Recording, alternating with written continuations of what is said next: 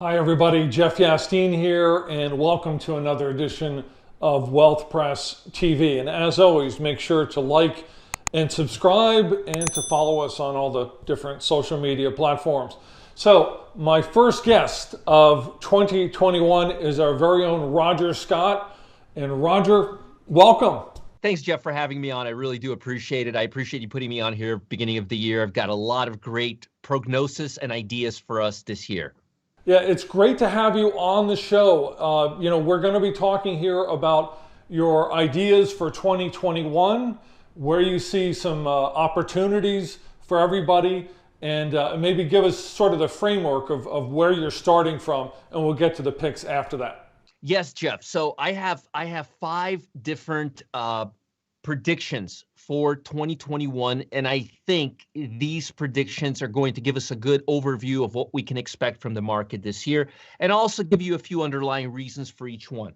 So first, I think the major catalyst in 2021 is going to be led by consumers. Consumers account for about 70% of the GDP. We need to see consumers' confidence and consumer spending again. If we don't, GDP is just not going to go to where we need to go, and we're not going to have any growth. And if we don't have any growth, there's really no major catalyst. 9 out of 10 major rallies are caused by the retail or the consumer sector, Jeff. So I think we're going to see that again in 2021, especially towards the second half of 2021. That's my first prediction for 2021. My second prediction for 2021, China is going to continue to surge, both in the economy and the stock market. And here's why. If you notice, China was one of the few economies that did not go into a recession in 2020. Also, they're expecting better and higher GDP growth. Third, they seem to have managed to keep COVID at bay from really spiking the second time around, especially in comparison to what we've seen the first time around. And a lot of people say, well, Roger, how do you really believe, it's China? I mean, they could be just lying to us. I don't think that's true, and I'll tell you why. Because the first time we had this COVID, if you went to Amazon, a lot of items, computer equipment, technology, a lot of the parts are made in China. And if you went on Amazon, remember trying to order a webcam 6 months ago, it was a disaster. Yes. The Yes. price, they were gouging prices by hundreds of dollars. It was a mess. We're not seeing that anymore. For the large part, we're not seeing that anymore across several different industries. Like if I wanted to order some equipment for the home, parts were made in China. I was able to get it right away. So I'm believing it based on what I'm seeing in terms of the flow of supplies and availability, not really taking what they're saying at face value. It seems very, very believable. And if you recall, they went berserk. They were spraying the city with bleach overnight. It was a mess. So and last but not least, the trade war. I know Biden's promising to be tough on China, but I doubt he's going to be as tough on China as Trump has. So I believe the trade war that we've seen over the past few years is going to disappear, for lack of a better words. So I think that's going to give China some breathing room as well. So for those reasons, I think China's economy is going to surge over the next couple of years. Prediction number 3, I think the U.S. stock market, Jeff, is going to experience 2 minor corrections in 2021. Now, I don't want to get people to panic. I'm not talking a bear market, but the NASDAQ 100 is grossly overbought right now.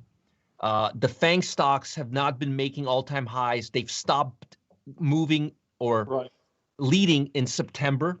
Yes.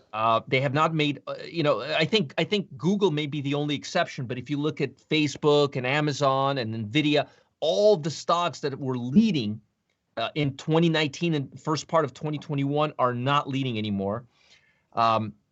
There's a lot of money moving into global markets. Emerging markets are leading right now. So I believe that we are due for a nice correction to get us to where we need to be, maybe the 200-day moving average. And I think these corrections are going to be more than healthy. I think we need them desperately. And I believe that we need them in order to move forward.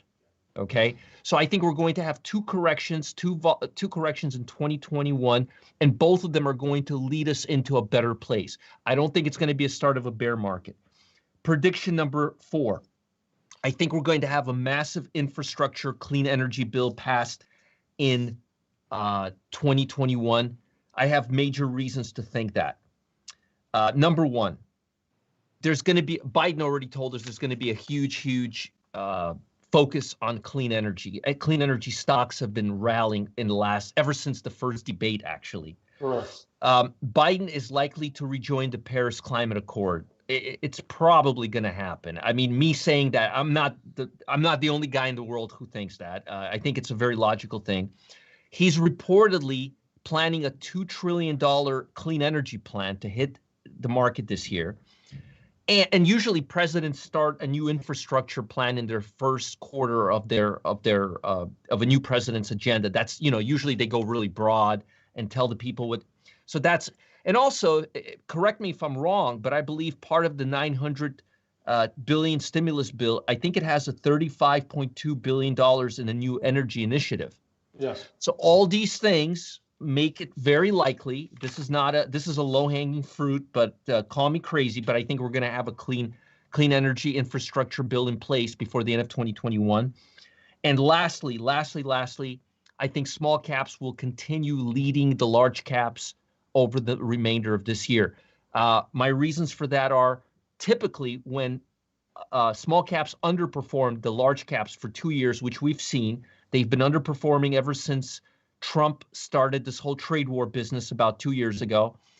And ever since the first debate, the 2020 presidential debate, where Biden started showing some lead, small caps have started outperforming. They've been outperforming by a factor of 2 to 1 since that time. And usually, when I've looked back about 30 years, I've done some studies. When you have small caps lagging for 2 years or more, they tend to begin outperforming, and that tends to stay for a good period of time.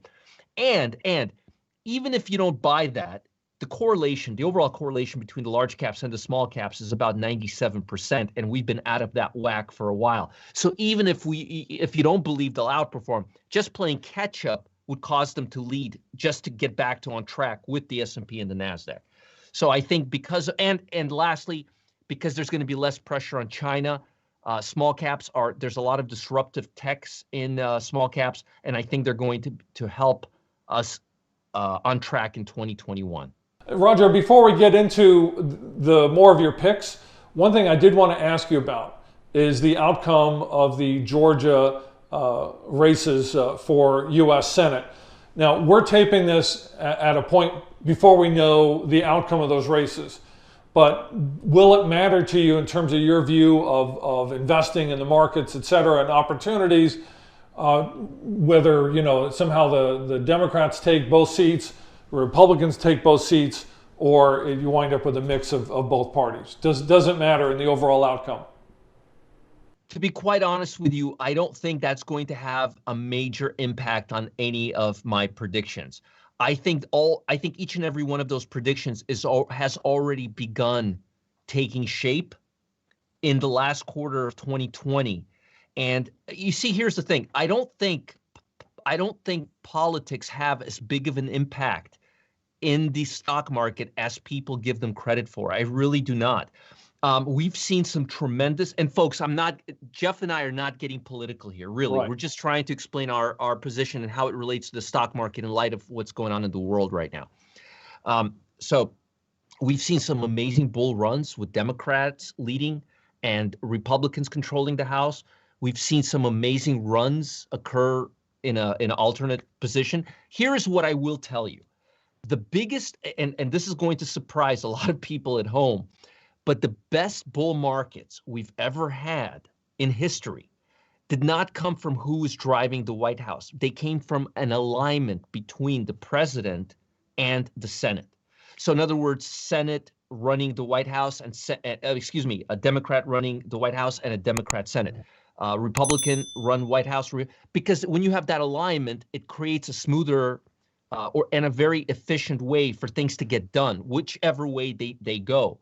But honestly, I've looked at this, Jeff. I've looked at this over the last 50, 60 years, and I've even looked at it further. I've looked at it in different intervals, and I have not found a clear path between politics and stock market. So I don't want to read into it too much because I just don't think there's much there, and I don't want to create something where there's just nothing there. And I hope that answers your question. Great. So let's get to your first pick here, Roger.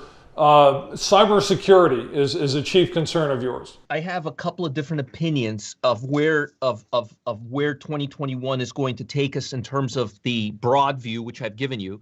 And now I'll go into my narrow view, and I've divided it into a couple of different areas. First, I have this will give you an idea of what sectors I'm looking at, and this will kind of give you an idea of what stocks I'm looking at. It'll kind of kill two birds with one stone, so to speak. So first, I want to talk about cybersecurity stocks. I think cybersecurity is going to be very, very big in 2021. We already know that software as a service, the cloud technology, has been at the forefront of tech. And the only thing that COVID has done has sped it up. Yes. Basically, what COVID did was just kind of put a fast forward on the videotape machine and took what would take 4, 5, 6 years to materialize and brought it into a year and a half. And the thing about technology, politics, cyclicals, you can kind of put the genie back in the bottle, but you can't do that with technology. Once it's not like we're ever gonna go back to using flip phones after using state-of-the-art iPhones, or we're not gonna go back to using 35mm cameras in the digital age. It just doesn't happen that way. That's not how the world works. So if you look at the cybersecurity industry in 2019, it was worth $161 billion. In 5 years, it's expected to be worth $363 billion. That's according to Mortar Intelligence. This is not according to my theory. So there's a lot of growth ahead. And one of the companies that's in the forefront of that is Fortinet. Fortinet, ticker symbol FTNT. Yes. And they provide unified security solutions. They can be deployed over digital networks to protect against malware, spam, network intrusions, all the stuff that we are seeing these days. They provide security solutions for data centers, enterprise, carriers, distributed office. And we know that data centers are huge right now with the COVID pandemic. The company has 530 patents worldwide. It has a built-in base of 360,000 customers. Their revenue grew from $2 million in 2002 to $2.5 billion. So it's a huge, huge company. They're outperforming on an annual basis, on a quarterly basis, on an earnings basis. I don't want to bore you with the numbers, but let's just say their earnings growth is 24% year over year. And for a mature company, that's very, very strong. Their earnings are up from 76 cents per share to 95 cents per share. The company is doing everything right. And based on what I'm seeing, yes, it's looking like it's a winner for 2021. And again, I'm not seeing disruptive technology. I'm not seeing any slowdown for data centers. I'm not seeing any slowdown for any of the things that this company does well. So I believe we're going to see more upside from Fortinet, ticker symbol FTNT. My other prognosis is in the small cap sector, but not just in the overall small cap sector, as I mentioned. I have very specific places where I like to be. Now, just to give you some perspective, Jeff, since October 30th, the Friday before Election Day, the major indices have gained at least 13%. The Russell 2000 has gained 24%, almost double that. Fun fact, 52 small cap stocks have doubled in the last 3 months. That's 3% of the entire small cap universe. So I'm very, very bullish still on the small caps. Now, You may ask yourself, where in the small caps do I think the money is? Well, I have very specific places. As you know, I'm a very big bull of solar energy, evergreen energy. There's this one stock that I believe that's going to do well. And for those who are interested in investing in broadly in the solar energy, there's an ETF, ticker symbol TAN, TAN. It's gone up 33% since October 30th, and I see no end in sight. But in terms of the small cap stocks, what I'm doing is I'm very bullish on China, as you know, Yes. and I'm very bullish on solar energy. This company combines them both. Ticker symbol is SOL, Sol. Name of the company is Renesola. They provide solar wafers that are sold both in China and in Spain, which is maybe where they get that Renesola from. They provide growth. The 1 year growth on this stock, Jeff, is 723%. That's huge. Yeah, they have exposure in Europe, and government agencies are buying it. Whenever government gets involved, the stock usually does well. So solar power, international non-traditional solar growth. I think that's a good bet for 2021. And my second stock, and I've talked about this stock, I think pot stocks are going to grow in 2021 because of the political climate we are in. I don't know where or what, which is why I'm picking the picks and the shovel play instead of the actual pot stock plays. I'm going for the Grow Generation Company, which provides equipment for growing marijuana. Ticker symbol GRWG. GRWG. The stock is up 44%. The ETF ticker symbol MJ is up 44% since October 30th. So pot stocks have been doing well over the last few months. This stock has a 1 year return of 901%. And I think regardless of Biden and Kamala Harris legalize marijuana, regardless if another couple of states go legal, pot stocks are on the rise. They are definitely going to see growth. And again, without being specific, you can kind of bet that if the overall industry goes up, the shovel plays are going to go up as well. And this is the biggest and the best positioned one. And finally, Jeff, I'm going to give you this is my turnaround play for 2021. It's the first turnaround play I've given in the last 12 months. I don't like turnaround plays. I know a lot of guys like turnaround stocks. I know you like some turnaround stocks, like the airline stocks and the cruise ship stocks.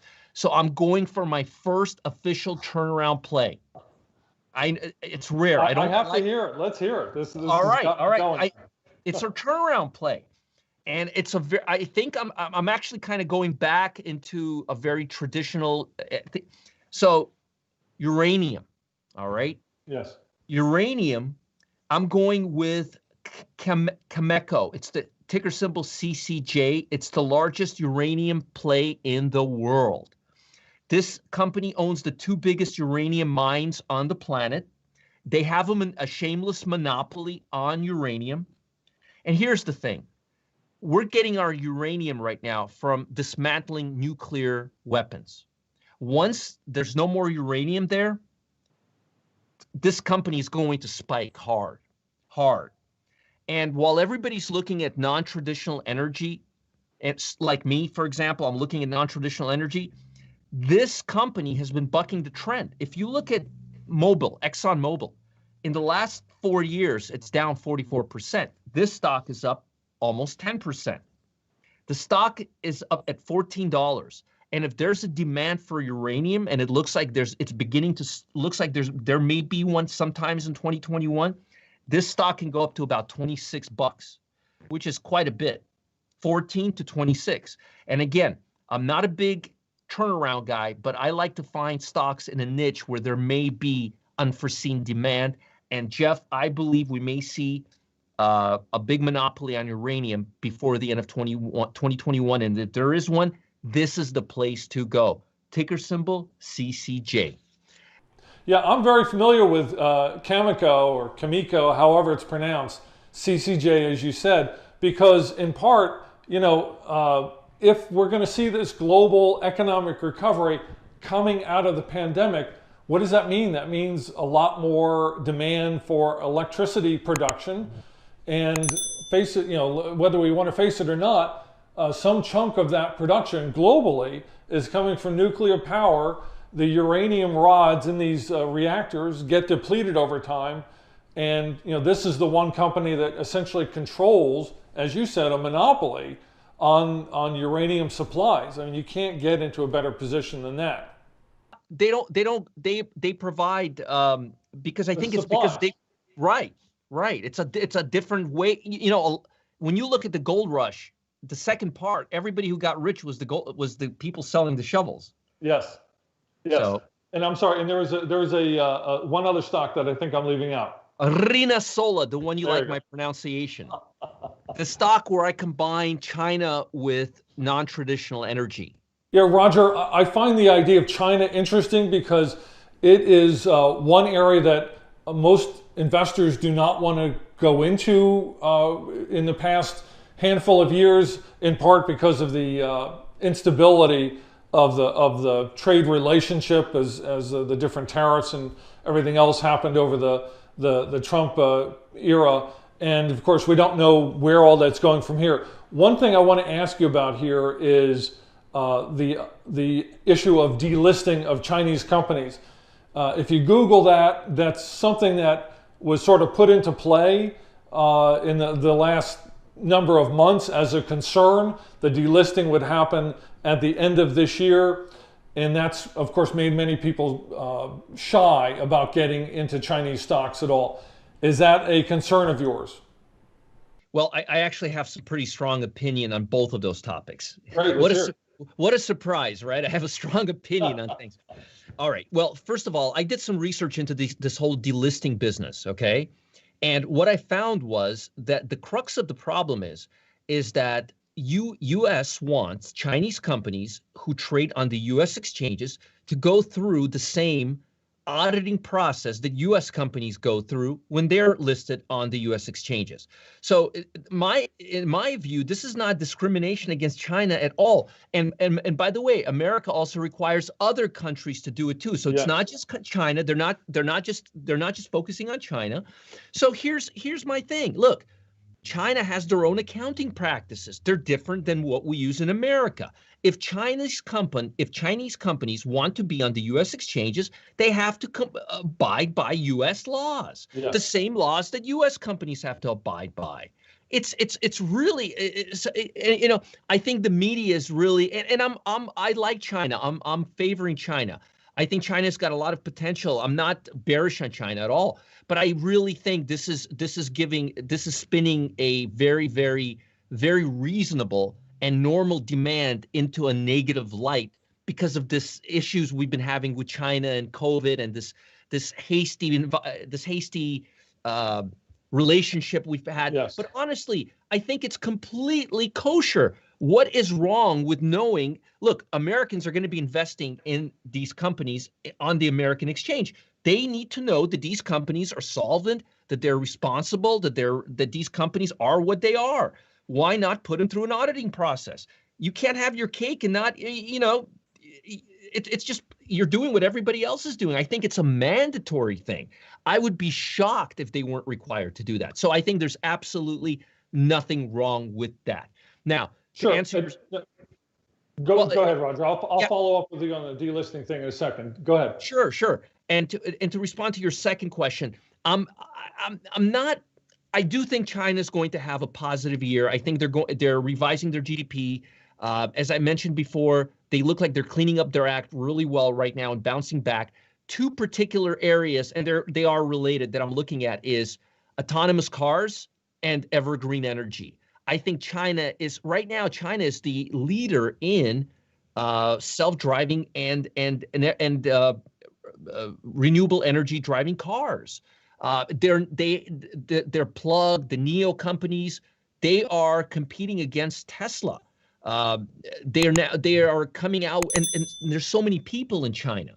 So I think that if I was to focus on a particular area in China, it would be disruptive technology such as self-driving cars and non-traditional energy. Those would be two not no-brainers in my opinion. Yeah, likewise, my view of it is that regardless of whether it was the Biden administration or the Trump administration, somehow or another they would get that resolved before the deadline, of which after that would come the actual delisting of Chinese companies. That deadline is the end of this year. So you basically got 12 months. I don't think there's going to be any major delistings. I think the Chinese companies would be foolish to not want to trade on the U.S. exchanges. It would add so much more liquidity and market capitalization to their companies. The only reason I see that not happening is if a company has something to hide. So I think they have plenty of time. It doesn't take that much time to do an audit. If they provide, and this is a public company, they should have this should be a very painless process. Yes. Unless there's something to hide. I see absolutely no downside.